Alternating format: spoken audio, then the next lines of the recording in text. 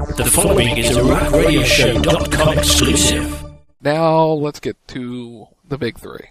And we're going to start with Hunter versus the man they call Sting. On Monday Night Raw, they said it's been 14 years since WCW closed. And that's true. Today was the final Nitro, March 26th, 14 years later. It's crazy. Yeah, it's a little crazy. I still remember that day, coming home from school and seeing the WCW graphic on WWF.com. I still remember turning on Raw that night and Shane McMahon being in the ring at Nitro. Shane McMahon's on Nitro! And Shane telling Vince that he had bought WCW out from under him, which led to the Alliance storyline. And for me, that was like one of the best kickoffs to a storyline that they ever did. I now own WCW. It's such a shame that the Alliance storyline turned out so crappy, but the way they kicked that off was just fantastic. And the match Vince and Shane had at WrestleMania. Ooh, that was good. Yeah, but... Now, 14 years later, we have Sting and Triple H. They've done a pretty good job building this. They've kept the suspense of Sting staying away, whether that's good or bad. He's an attraction, and this will be his first match in a WWE ring in WrestleMania, which in and of itself is a big to-do.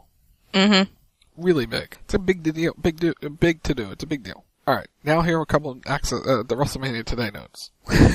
Ric Flair was on the show. And oh my god, Ric Flair. So they talk about, back in '93 he told Sting to come to WWE when Flair was there. Before Flair mistakenly went back to WCW, in his words. And then he's been telling Sting, come to WWE, it's the big time, have a run, go into their Hall of Fame, the real Hall of Fame. That's not a shot. and be done. And, he talked about how there are many other Hall of Fames, like the NWA Hall of Fame and this other Hall of Fame. Ric Flair is trying so hard not to say TNA. And then he went on to say, sort of like Michael Cole was saying, they were talking about Triple H not being in the ring for about a year, since, June, whatever, and the long layoff. And it's like, when was the last time Sting was in the ring? And Michael Cole was about to, go off, say, it's been years since Sting's been in the ring. And then Ric Flair, sort of jumps in and sort of talks about, well, Sting's been wrestling, once a week for the last 10 years, down there. And they're all like, shut up, Rick. Shut up. Booker, you were there too. You were there with him. Booker's like, don't bring me into this. It was awesome. You don't have to never go watch it. It's awesome. Get it for that reason only. It's amazing. That and dick jokes with Damien Sandow. It's amazing. Yep. Awesome. Fantastic. Oh, anyway, back to this match. This is going to be really good. The two of them have been working together. They've been at the Performance Center together. They've been practicing. I think it's a no-brainer. I'm with you on that. I think it's Sting going over. As much as I love the Triple H movement, I think it doesn't win at WrestleMania. I think Sting goes over. It's the reason he came in. He's going to win.